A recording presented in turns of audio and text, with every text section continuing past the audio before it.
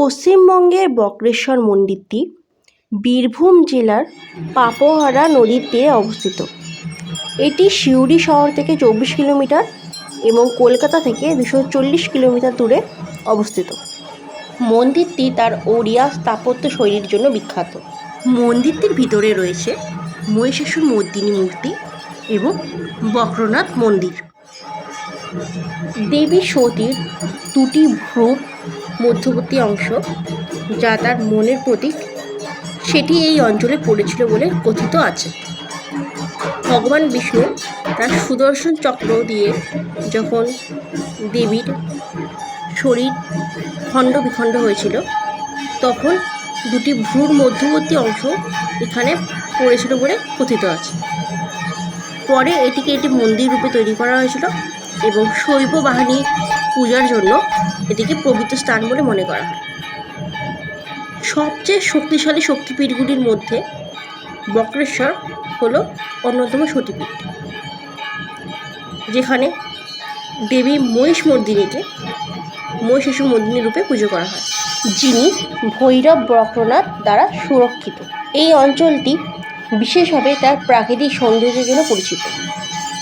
এই অঞ্চলটিকে ঘিরে রয়েছে 7টি উষ্ণ প্রস্রবণ, যেগুলির মধ্যে রয়েছে অগ্নিকুণ্ড, ব্রহ্মকুণ্ড, সূর্যকুণ্ড, সৌভাগ্যকুণ্ড, অমৃতকুণ্ড, ক্ষীরকুণ্ড, জীবিতকুণ্ড এবং ভৈরবকুণ্ড, এবং প্রতিটি একটি শিবলিঙ্গের সাথে যুক্ত। প্রতিটা ঝর্ণার কাছাকাছি শিবলিঙ্গ পাওয়া যায়। মহামুনি অষ্টভক্ত পাপোহারা নদীতে স্নান করার পর এখানে জ্ঞান লাভ করেছিলেন বলে জানা যায়।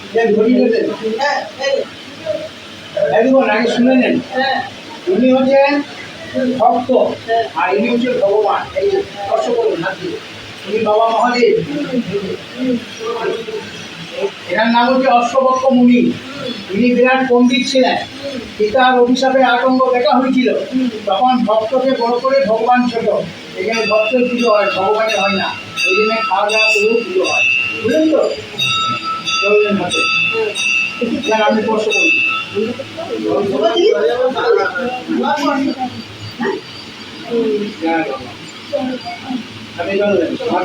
নম বিষ্ণু, নম বিষ্ণু, নম বিষ্ণু, নম বিষ্ণু। জোর হাত করে বলুন। অপবিত্র পবিত্র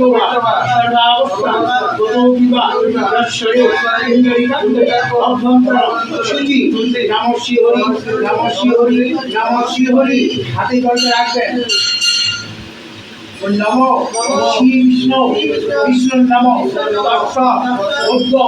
শুভ চৈত্র মাসে শুক্লপক্ষে দশমা তিথি নাম ভক্তগুলো মনে রাখবেন। এই স্নানটির বর্তমান নামকরণ কিভাবে হয়েছিল তা নিয়ে একটি পৌরাণিক কাহিনী রয়েছে। কথিত আছে যে একবার সুব্রতা এবং লোমাস নামে দুই বিখ্যাত মুনি ঋষি দেবী লক্ষ্মীর স্বয়ম্বরে অংশগ্রহণের জন্য আমন্ত্রণ পেয়েছিল। যখন ঋষি লোমাসকে প্রথমে গ্রহণ করা হয়েছিল, তখন ঋষি সুব্রতা ক্রোধে উন্মত্ত হয়ে উঠেছিলেন। এমন ক্রোধ যা শেষ পর্যন্ত তার স্নায়ুকে 8 ভাবে বিভক্ত করে দেয়, যা অবশেষে তাকে অষ্টবক্র নাম দেয়। বিকৃত এবং মোহমুক্ত হয়ে ঋষি অষ্টবক্র তার পাপের জন্য তপস্যা করার সিদ্ধান্ত নেন। ঋষিদের ক্রোধের মতো দুর্বল আবেগকে কাটিয়ে ওঠার কথা ছিল এবং ভগবান শিবের কাছে প্রার্থনা করার জন্য কাশীতে রওনা হন। কাশীতে পৌঁছে তাকে জানানো হয় যে তাকে পূর্ব দিকে গুপ্ত কাশী নামক স্থানে ভ্রমণ করতে হবে এবং তারপর ধ্যান শুরু করতে হবে। ঋষি অষ্টবক্র তা করেন এবং অবশেষে বক্রেশ্বরে অবতরণ করেন, যেখানে তিনি 10,000 বছর ধরে শিবের প্রশংসায় ধ্যান ও প্রার্থনা করেন। তার নিষ্ঠা এবং অনুতাপে সন্তুষ্ট হয়ে ভগবান শিব তাকে বর দেন যে শিবের প্রেম অর্জনের জন্য ঋষি অষ্টবক্রকে ভগবান শিবের সামনে পূজা করা হবে। পরমেশ্বরের নির্দেশে দেবতাদের স্থপতি বিশ্বকর্মা ঋষির সম্মানে একটি সুন্দর মন্দির নির্মাণ করা হয়। এই মন্দিরটি বক্রেশ্বর শক্তিপীঠ নামে পরিচিতি লাভ করে।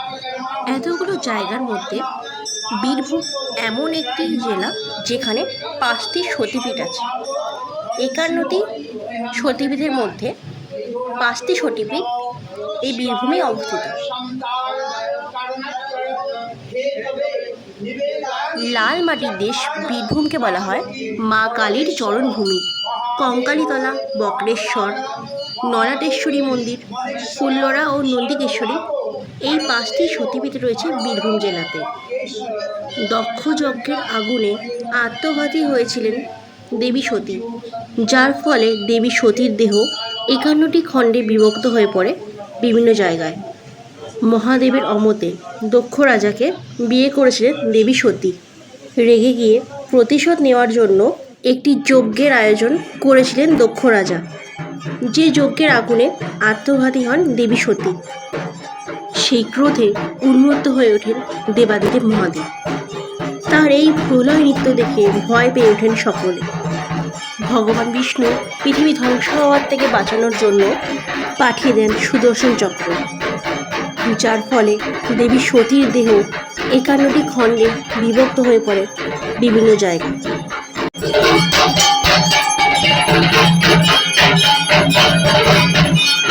আর সেই সবকটি জায়গাকে সতীপীঠ বলা হয়। এই 51টি সতীপীঠ হিন্দু ধর্মের অন্যতম পবিত্র স্থান বলে মনে করা হয়।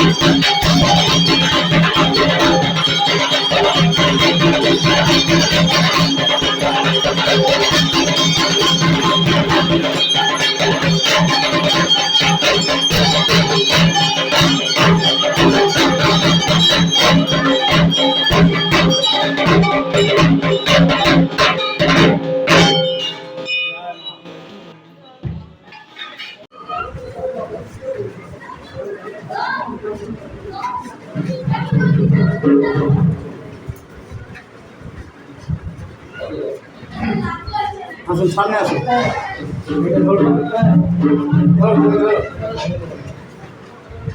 নমো গ্রহন্তি মঙ্গল কাল ভক্ত কাল গোপালী দুর্গাক্ষ সহস্র নারায়ণ নমস্তে এসো মিষ্টান্ন সন্দেশ সিন্দুরম তরলম সৌভাগ্য স্থান দেবী দুর্গা নম সর্বমঙ্গলা মঙ্গলে শিবে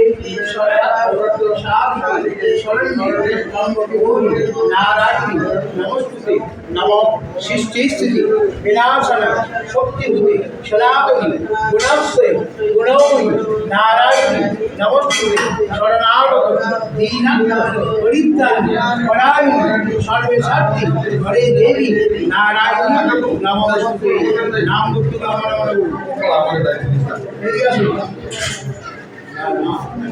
প্রণাম করুন মেয়েরা এখানে সঙ্গে সঙ্গে মূল্য দেয় কিছু দেওয়ার থেকে মায়ের চরণে মেয়েরা দেয় স্বামী দীর্ঘ কামনা করে মন্দিরে পয়সা মন্দিরে জমা হবে।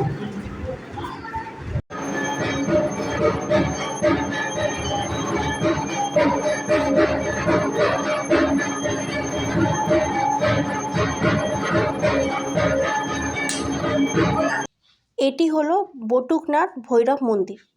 এটি এই মন্দিরের ভিতরেই আছে। এছাড়াও মন্দিরের ভিতরে ঢুকতেই বাঁ দিকে মা ভবতারিণী মন্দির আছে, ওখানে খালি পায়ে হেঁটে যেতে হবে।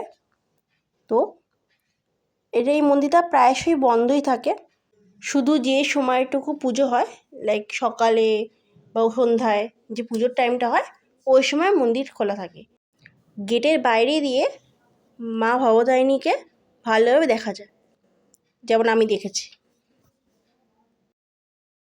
প্রতিষ্ঠাতা বক্রেশ্বরানন্দ সরস্বতী, মা ভবতারিণী মন্দির। জয় মা ভবতারিণীর জয়। জয় মা, জয় মা। দেখো শরীরটা সুস্থ করে দাও, ঠিক করে দাও। আজকের ভিডিও এই অবধি। যদি ভিডিও ভালো লেগে থাকে তাহলে লাইক, কমেন্ট, শেয়ার আর সাবস্ক্রাইব করে দিও। আর পরের যে ভিডিও আসবে সেই ভিডিও কিন্তু নলহাটি মায়ের মন্দির আর তারাপীঠ মন্দির নিয়ে আসবে। তো থ্যাংকস ফর ওয়াচিং।